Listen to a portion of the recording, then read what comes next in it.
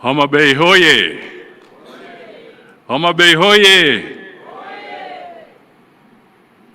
Umwami, the Right Honorable Prime Minister Raila Amolo Odinga, all governors present, cabinet secretaries present, all our legislators who are present, all MCAs in the hall, distinguished guests, ladies and gentlemen. I will try and just make some 2 or 3 points, and then I will hand over my written remarks to the Chair of the Council so that it can go into your library for further conversation at a later stage. So I'll completely reduce my remarks. But I just want to say that I'm happy. There's usually a phrase in English, they say, in the nick of time. I had seen the program and I was supposed to be scheduled to take the podium at about 4. But thanks to technology, because then I was able to realize that Umwami Raila has arrived, and I had to adjust my engagements elsewhere so that I can be here with him. So, and of course, let me give accolades to Governor Gladys Wanga and her team in the county for putting together a very, very colorful and important function for governors and for the country. Your Excellency Raila, we are standing here because devolution, in a way, is the product of different factions of our political landscape coming together.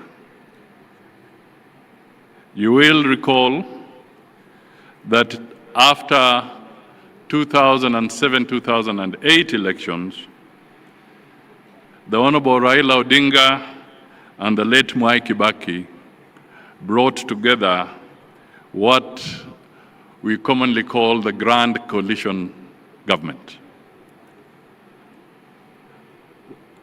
In the Grand Coalition Government,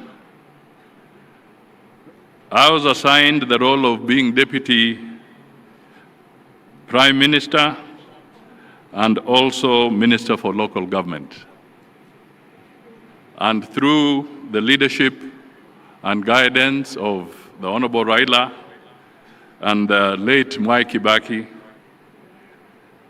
I spearheaded the sessional paper on devolved government under the Constitution of 2010, and also to ensure the 6 primary pieces of legislation to anchor the process of devolution and to have them ready on time for the general elections was a difficult task.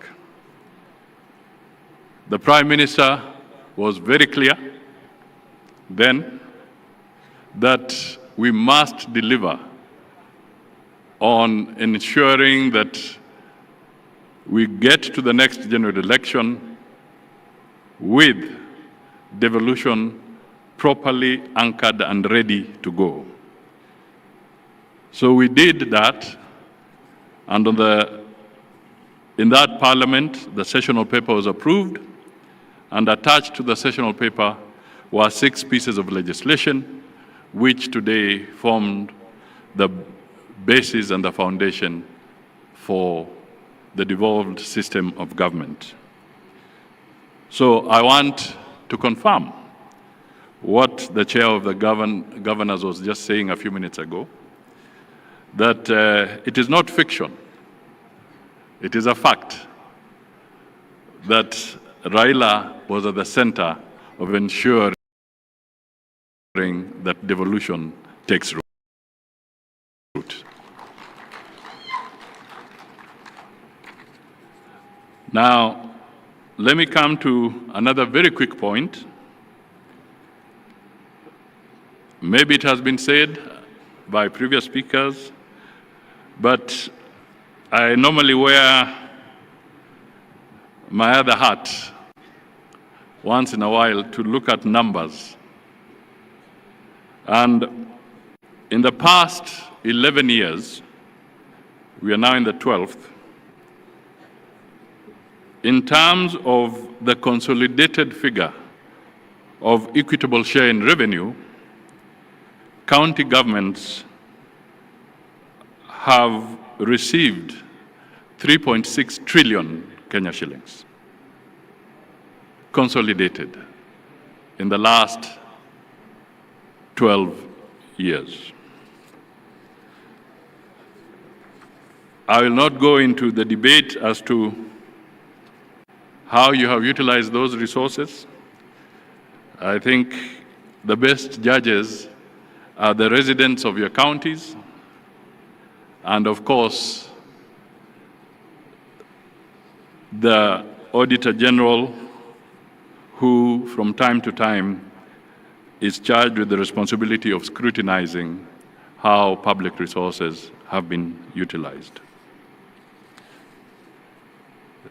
Let me also highlight that through the media and previous contributors, there's been a lot of conversation around efficiency, proper utilization of resources, management of the payroll systems across the 47 countries, the effect of mismanagement to taxpayers. So I will not want to speak too much to that. But let me just highlight that we also have a record that there are about 688 delayed projects across 34 counties,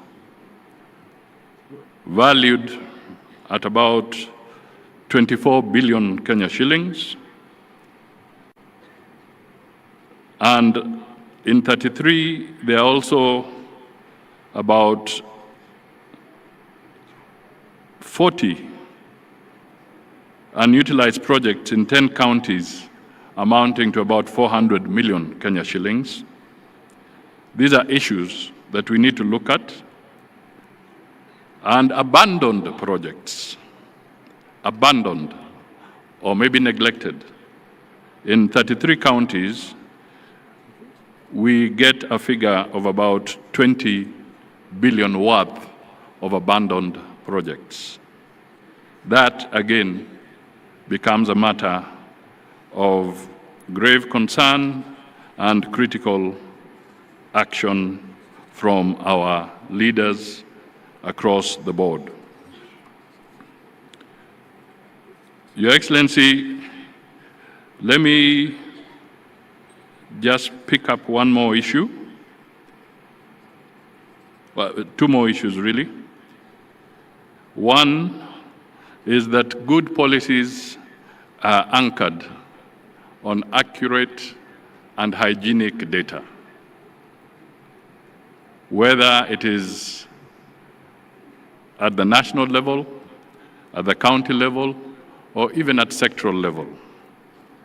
I would want to urge that all county governments, if they can work systematically to strengthen their county statistical departments and capacity so that accurate and hygienic data can be generated so that we can have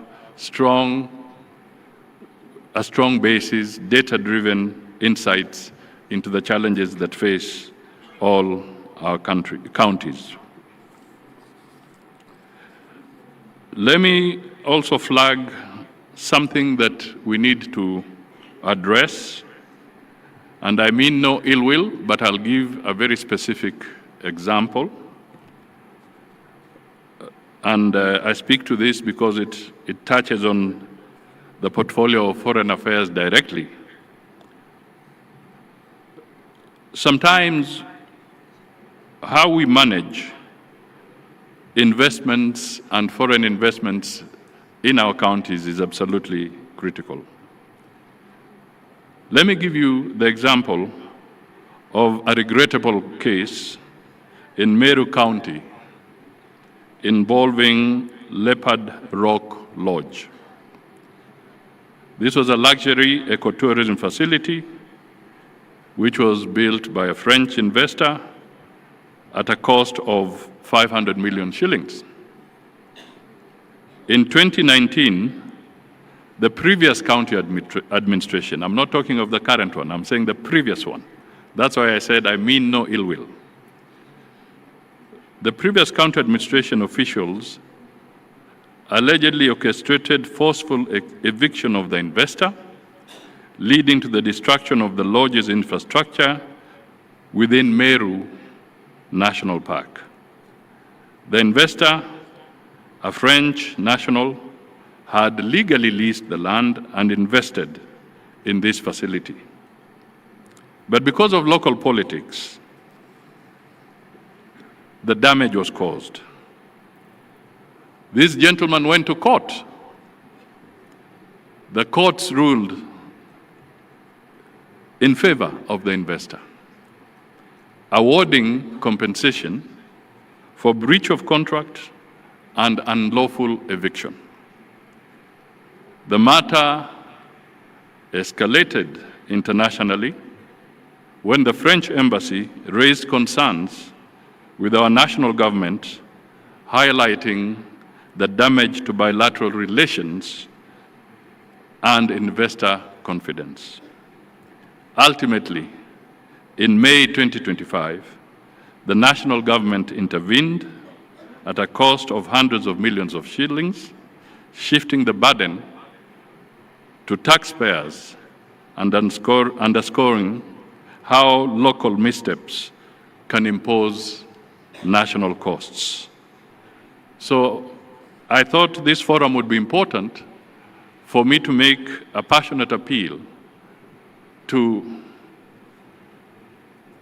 Kenyans in all our 47 counties and leaders in all our 47 counties that competition for foreign direct investment is absolutely essential for growth, for employment, for revenue. And if we do not respect the rule of law in those counties, we cause a lot of damage and the consequences can be very grave. So I wish to encourage that we take corrective action and ensure that investments in our respective counties are properly safeguarded. Finally, let me just talk to the issue that still remains a crisis across the board. And this is garbage collection, solid waste management. 12 years into devolution, we still grapple with huge heaps of waste, blight in our urban and rural landscapes alike, posing severe threats to public health, the environment, and indeed our national dignity. Let us look at this area carefully. Garbage is big business. It's big business. You all know it, your experts have told you about it. The question is, who is benefiting from this big business? Are we all losing? That, again, I pose as a rhetorical question to the leadership as we review our 12 years of devolution. Perhaps I may want to provoke the leadership of the Council of Governors perhaps if it is not already there, perhaps we can introduce a rewarding innovation and sanctioning mechanism for counties that prove themselves in terms of waste management. Perhaps you can create awards where the resource allocation is increased if a county can properly demonstrate that they are able to deal with the solid waste challenge effectively, and those that may not be able to do so perhaps can be sanctioned so that they can also pull up their socks and not pull the other counties down. It might be, especially in this era of climate-related issues which are in vogue and which are important, maybe we should start looking for the Green County of the Year, the one that really steps out and is able to demonstrate that they are managing this particular challenge and in the process benefit from an elevated allocation during the revenue sharing mechanism. I'm speaking when I know there are legislators here, so perhaps they can refine this better as they reflect on some of these things. So I think I end there, but most important, devolution is and remains the most critical innovation within Kenya's constitutional framework. And whatever the challenges we face, I think it's important to acknowledge that the governors and their teams have made a difference in our society, and we challenge them to continue making that difference and making it even better as we go into the future. Thank you for listening to me. And now, I've been asked by the chair of the Council of Governors to request everybody to be upstanding so that we can usher in Umwami Raila Odinga so that he can come and give the final address.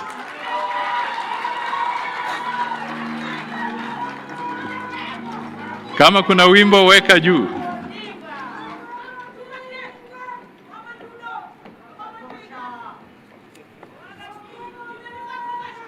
Thank you.